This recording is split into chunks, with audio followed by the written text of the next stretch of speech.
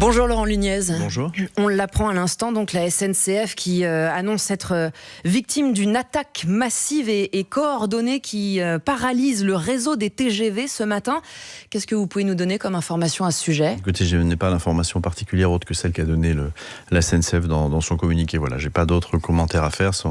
Je comprends que ce sont des actions qui se passent en dehors de ma zone de compétence. Simplement, ce que nous avons fait pour la préfecture de police, et ça vaut pour l'ensemble de la région Île-de-France, c'est de concentrer des effectifs dans les gares parisiennes, puisqu'il y a, je comprends, un certain nombre de personnes qui ne vont pas pouvoir prendre leur train. Et donc, quand c'est le cas, il y a toujours un peu plus de monde dans les gares. Et donc, on renforce le dispositif de sécurité. C'est ce que nous venons de faire dès ce matin. Oui, la SNCF parle de plusieurs actes de malveillance concomitants et de perturbations qui sont prévus au moins tout le week-end pour l'instant. On n'était pas prêt à faire face à ce type d'attaque, selon vous ?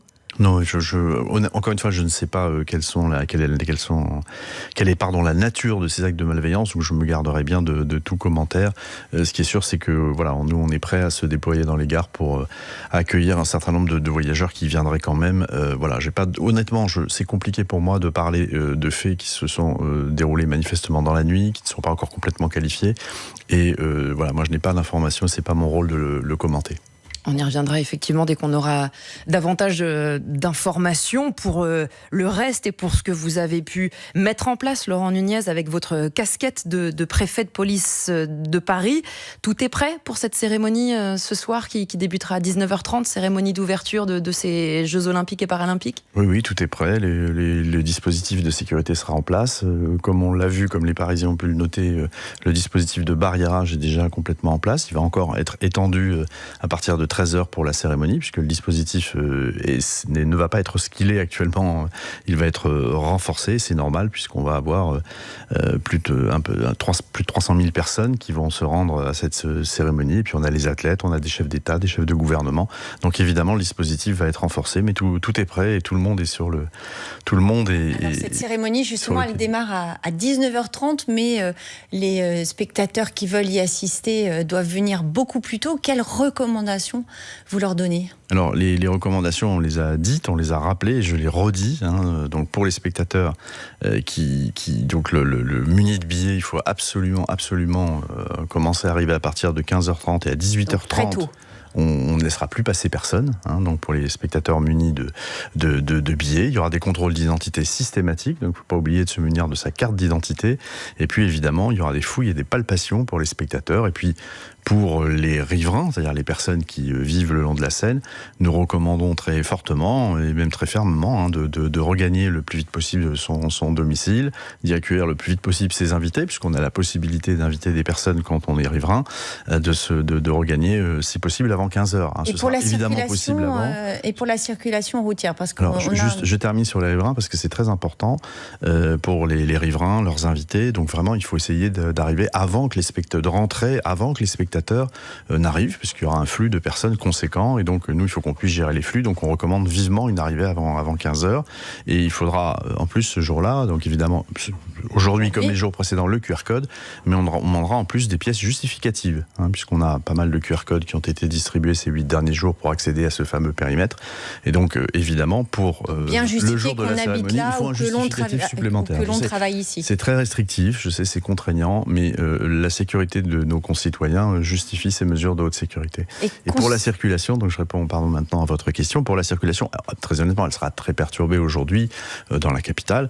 D'abord parce qu'il y a de nombreux chefs d'État et de gouvernement, il va y avoir de nombreux cortèges, et puis surtout il y a les athlètes à acheminer vers la cérémonie, puisqu'ils partent du village olympique pour aller sur la zone d'embarquement, pour participer à la parade, puisque la cérémonie, c'est une cérémonie protocolaire précédée d'une parade nautique, et donc évidemment les axes notamment autoroutiers, seront très perturbés. On recommande vivement de ne plus utiliser sa voiture au-delà de 10h, et surtout de ne pas traverser cette zone, c'est-à-dire Paris et son agglomération, pour les personnes qui viendraient de l'extérieur. Mais le périphérique, fermé ou pas? Alors finalement, le périphérique, pour la journée. il sera pas complètement fermé, mais au moment où les athlètes vont cheminer, il y aura un certain nombre d'accès qui seront fermés, et le périphérique, donc sur la partie est,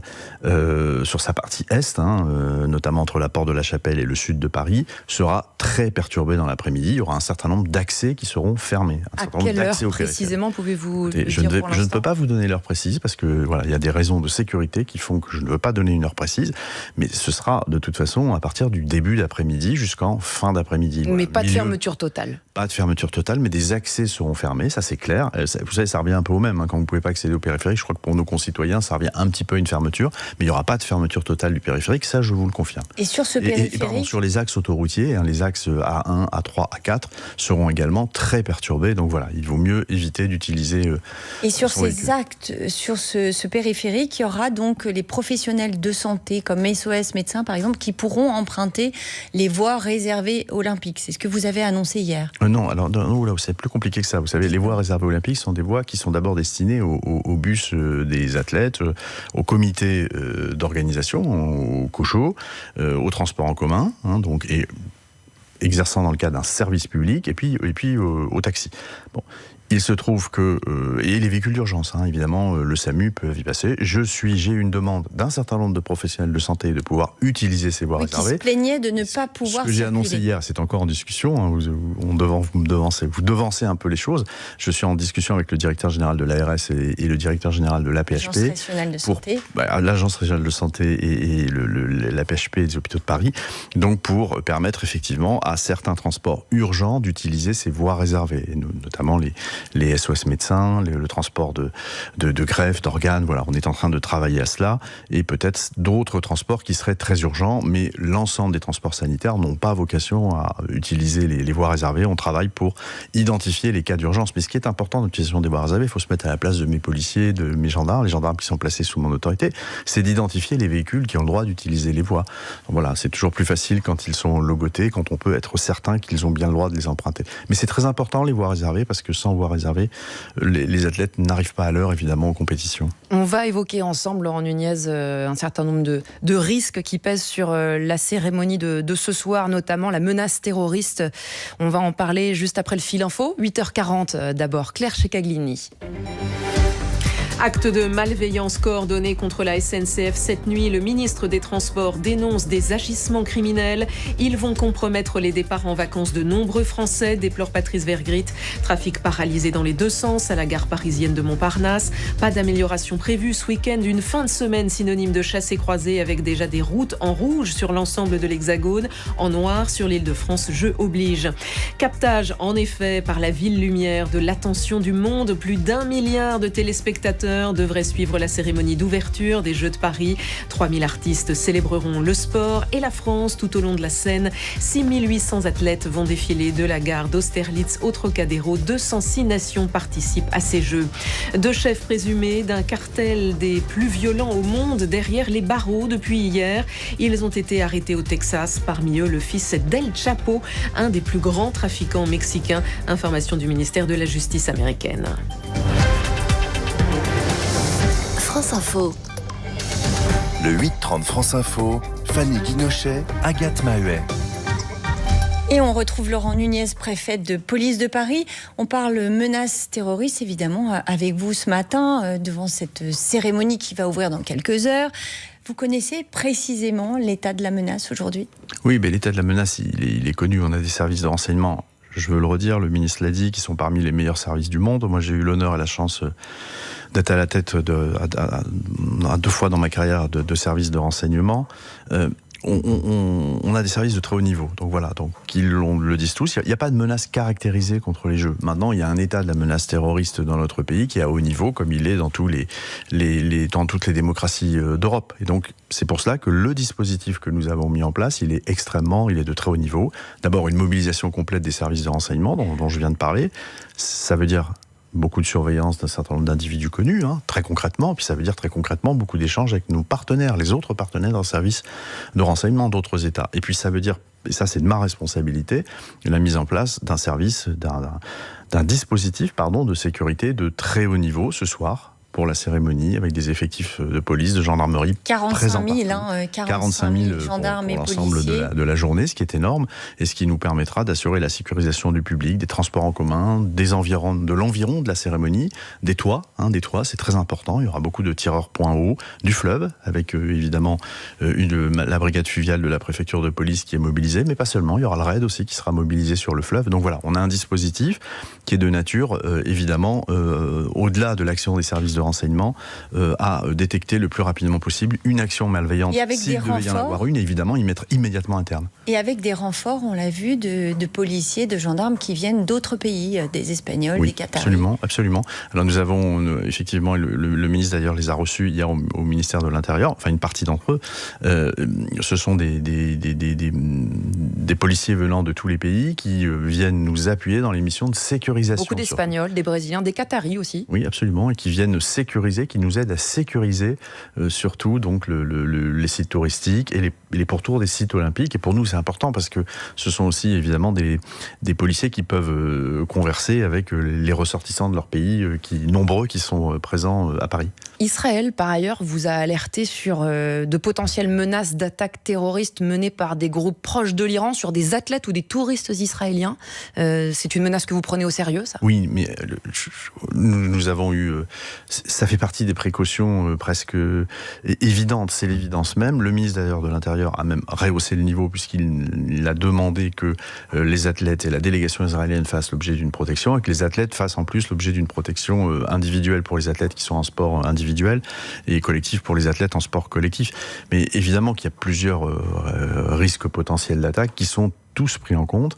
Celui que vous voulez citer en est un, mais encore une fois, il n'y a pas de menace du tout caractérisée, mais nous protégeons l'ensemble, les délégations les plus sensibles évidemment, mais en même temps l'ensemble des athlètes. Mais il y a évidemment un effort très marqué sur les athlètes israéliens dans le contexte. Comment vous allez gérer la fin de la cérémonie pour le public ? Est-ce qu'il y a des mouvements de foule à craindre au moment où chacun rentre chez soi ? Non, les choses d'abord, l'État sécurise, mais il y a aussi un organisateur. Sur la partie Kéba, c'est le COJO qui est donc en charge de l'évacuation du public, à la sortie de la cérémonie d'ouverture, avec évidemment le concours des policiers, de la préfecture de police et du préfet de police.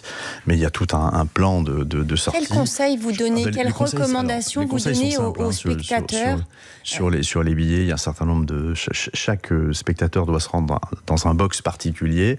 L'itinéraire en transport en commun, puisque les spectateurs viennent en transport en commun, a été indiqué. Donc chacun sait quelle ligne de transport il doit prendre à l'aller comme au départ. Ça, c'est quand on arrive au transport en commun. Et pour la sortie, il y a un certain nombre d'axes par lesquels on pénètre sur le site de la cérémonie d'ouverture, qui sont connus, et ce seront évidemment également les axes de sortie. Et puis surtout, ce que je recommande, c'est il y a des panneaux d'information partout, sur les kebas, sur les kéos, et je recommande vivement aux spectateurs d'être attentifs aux messages qui seront diffusés par l'organisateur, voire par le préfet de police s'il devait y avoir, s'il y avait matière à le faire parce qu'il y a un incident, pour expliquer ce qui se passe. Je recommande vivement de regarder, de prendre l'information sur ces, absolument, pour éviter les mouvements de foule, pour faire les choses de manière coordonnée, un peu comme dans un stade. Là, on est sur un stade à ciel ouvert, mais ce sont les mêmes règles, et je pense que nos compatriotes sont parfaitement habitués, pour ceux qui fréquentent les stades, et ils sont nombreux, sont parfaitement habitués à ces règles, qui sont finalement les mêmes pour la cérémonie d'ouverture. Et vous, Laurent Nunez, sur cette cérémonie, à quel moment vous allez peut-être pouvoir souffler en disant « ça y est, on a réussi » ? Non, moi je suis comme les 45 000 gendarmes policiers, et je n'oublie pas les militaires du dispositif Sentinelle. Il y a en plus 10 000 militaires du dispositif Sentinelle qui vont participer avec nous à cette sécurisation.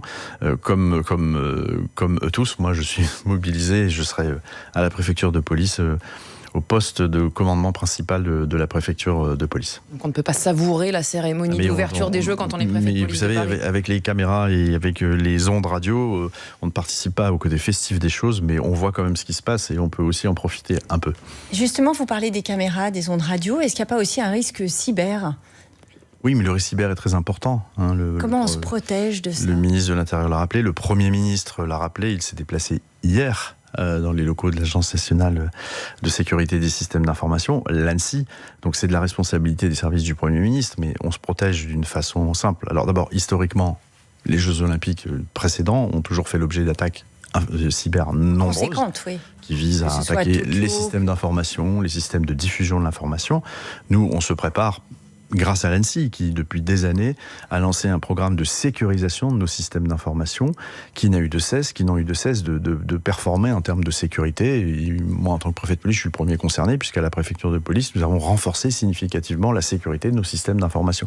Donc on se prépare à cela, évidemment. On se prépare à cela. Puis quand il y a des attaques, on a aussi maintenant des services judiciaires qui appartiennent à la gendarmerie nationale, à la police nationale, dont certains de la préfecture de police, au sein de la police nationale, qui sont très performants en matière judiciaire pour retrouver les équipes d'assaillants qui sont souvent, généralement, les attaques cyber, on peut y voir une ingérence étrangère, mais il y a aussi des actions de pure criminalité.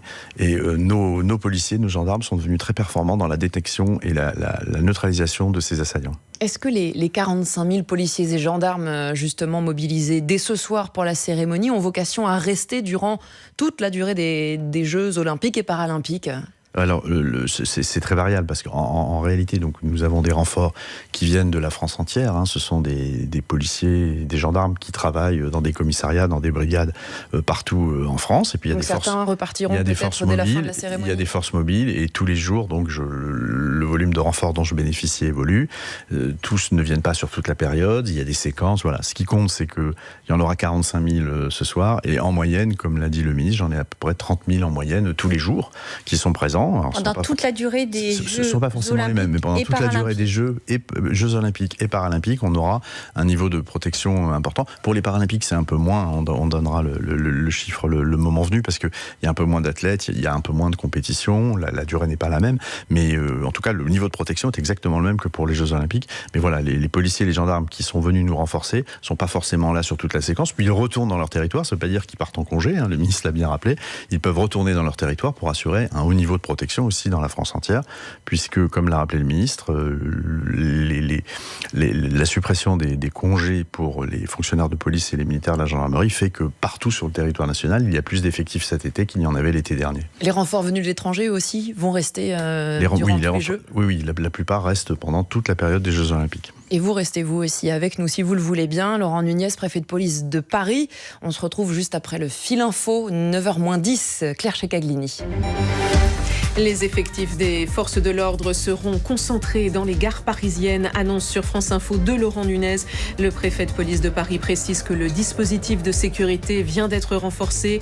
À quelques heures de la cérémonie d'ouverture des Jeux Olympiques, la SNCF a été victime d'actes de malveillance coordonnés. La circulation des TGV est très perturbée sur les axes Atlantique, Nord et Est.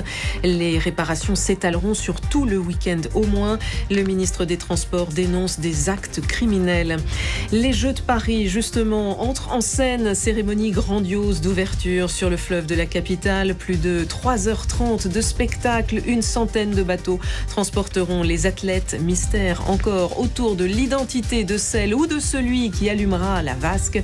Deux porte-drapeaux tricolores sont connus. Eux, le nageur Florent Manodou, triple champion olympique, et Mélina Robert-Michon, lanceuse de disques et médaillée d'argent au JO de Rio. 3 solutions pour sauver Duralex et une décision capitale pour ses 228 salariés. Le choix du tribunal de commerce d'Orléans sera connu à 10h ce matin. Le projet de coopérative prévoit de reprendre tous les effectifs de la verrerie. Les acheteurs potentiels de supprimer soit une quarantaine de postes, soit plus de 120 postes. France Info. Le 8-30 France Info, Fanny Guinochet, Agathe Mahuet. Et le préfet de police de Paris, toujours avec nous, à quelques heures de la cérémonie d'ouverture de ces Jeux, Laurent Nunez. Cette cérémonie est venue perturber beaucoup aussi le quotidien dans Paris, en fait, des habitants, des visiteurs aussi ces dernières semaines. Comment trouve-t-on le bon équilibre entre ces enjeux de sécurité, qui sont les vôtres, et la vie qui doit continuer ? C'est ce qui est le plus compliqué, hein. Évidemment, on essaie d'avoir des mesures de sécurité de haut niveau.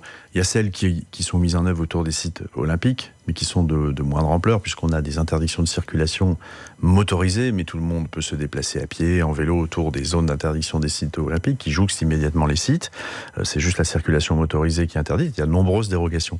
Pour la cérémonie d'ouverture, c'est un peu plus compliqué.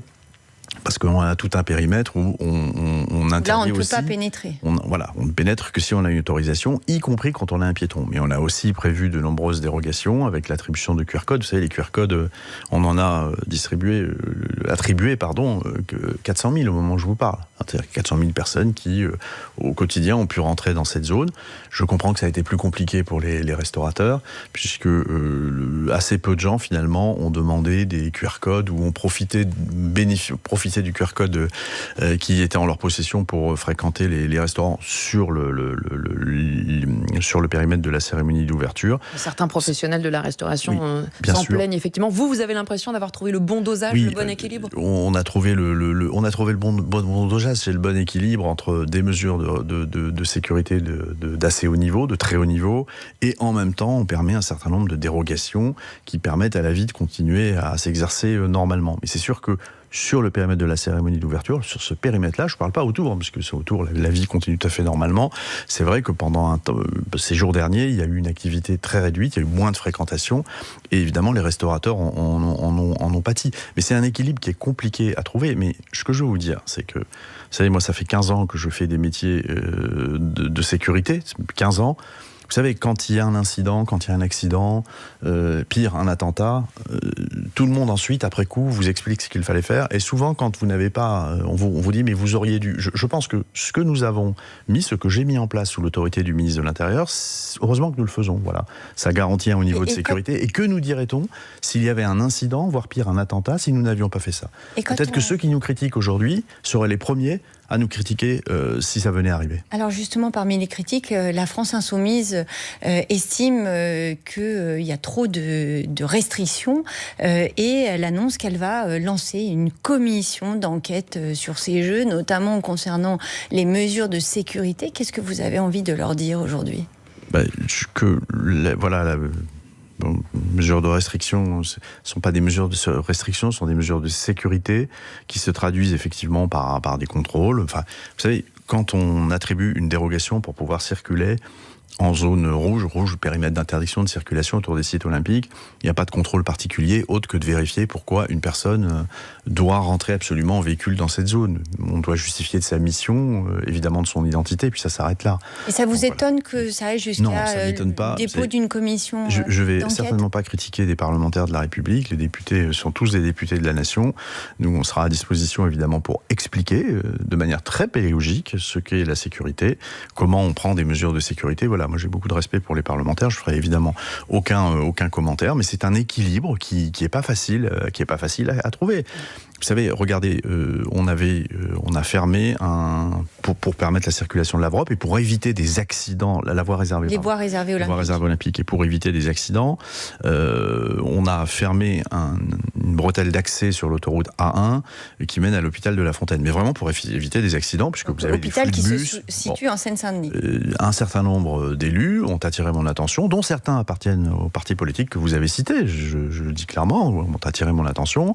Et j'ai décidé de suspendre cette mesure entre les deux séquences de jeu et d'étudier la possibilité, s'ils sont identifiables pour les personnels soignants, de leur permettre d'utiliser cette bretelle d'accès. Parce que des élus ont attiré mon attention sur cette difficulté.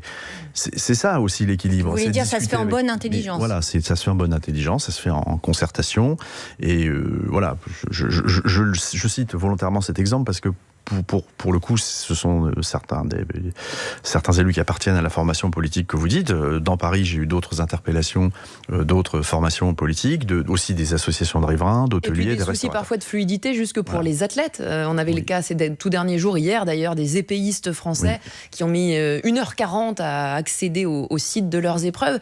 Ça ne vous inquiète pas, vous, pour le bon déroulement des Jeux ? Donc je termine juste sur ce que je disais. Voilà, l'équilibre, c'est ça, c'est d'écouter, de discuter, mais on ne transige pas sur la sécurité. Parce que s'il y a un problème, c'est à moi qu'on va venir le reprocher, c'était au ministre de l'Intérieur et à personne d'autre. Donc sur la sécurité, on ne transige pas. Et sur cette histoire d'épéistes, alors les épéistes, je ne connais pas ce dossier, mais je peux vous dire que je vois bien ce dont il s'agit. Donc c'était des personnes qui allaient s'entraîner, je crois. On n'était pas en compétition, déjà, premièrement. Deuxièmement, en ce moment, il y a la cérémonie d'ouverture, donc avec un périmètre de protection très strict, où on contrôle tout le monde. Il se trouve, il vous a pas échappé, qu'il y a un certain nombre de sites olympiques qui sont au milieu. Il y a la Concorde, il y a le Grand Palais, il y a un certain nombre de sites qui sont dans le périmètre. Il est possible, oui, il est possible qu'un certain nombre d'athlètes aient utilisé les voies réservées puis arrivés sur le site parce que nous faisions les barrages et qu'il y avait ces contrôles très poussés, qu'ils aient été bloqués dans le flot de circulation pour aller à un entraînement. Donc ça ira beaucoup mieux dès la fin de la cérémonie. Ça ira beaucoup mieux. Et j'ai été un peu étonné qu'on utilise cet événement pour essayer de susciter une nouvelle polémique. Vous avez compris, et j'entendais d'ailleurs, j'écoutais avec beaucoup d'attention la ministre des Sports qui était à votre micro hier. Vous avez noté une petite forme d'agacement chez les responsables d'administratifs que je suis, chez les responsables politiques. C'est vrai qu'on est un petit peu agacé parfois que le moindre incident, on essaie de le monter en polémique pour expliquer comment on n'est pas bon, qu'on ne sait rien organiser. Voilà. Dans le cas précis que vous citez, voilà, c'était un entraînement. Je pense qu'ils ont été bloqués parce qu'il y avait les contrôles liés au périmètre de la cérémonie d'ouverture. Et à partir de samedi, dans la nuit de vendredi et samedi, c'est terminé. Et on aimerait globalement se réjouir davantage, mais c'est vrai qu'il y a un certain nombre de points qu'il faut aborder. Cette attaque aussi sur le réseau TGV à la SNCF. Et le dernier exemple ce matin, Laurent Nunez, un tout petit mot en quelques instants. Le dispositif sur les Jeux paralympiques, il sera très similaire, très ressemblant. C'est exactement le même. C'est exactement le même, avec peut-être, je vous le dis parce que c'est important, je repense à ce que nous avons fait pour ce que nous allons faire pour la sortie pour l'hôpital qui permet d'accéder par la voie routière à l'hôpital de La Fontaine. Enfin, accès qui est possible par ailleurs, mais l'accès par là. On va être aussi sans doute à une période un peu différente. C'est le même dispositif de sécurité avec des périmètres d'interdiction de circulation, des sites ultra protégés. Évidemment, une cérémonie d'ouverture en plein air. Je veux le rappeler, il y aura une cérémonie d'ouverture en plein air sur la Concorde avec un défilé d'athlètes sur le bas des Champs-Élysées. Je pense qu'il faudra qu'on soit plus souple dans l'équilibre dont je parlais parce que on sera à une période où je pense que les Franciliens sont revenus de congé. La cérémonie, c'est le 28 août, l'ouverture, et elle se termine donc presque à la mi-septembre, et donc il y aura la rentrée scolaire. Donc il faudra sans doute que dans la mise en œuvre des dérogations, on soit un peu plus souple. Et c'est ce que nous avons prévu de faire. Préfet de police de Paris, merci beaucoup d'avoir accepté l'invitation de France Info ce matin.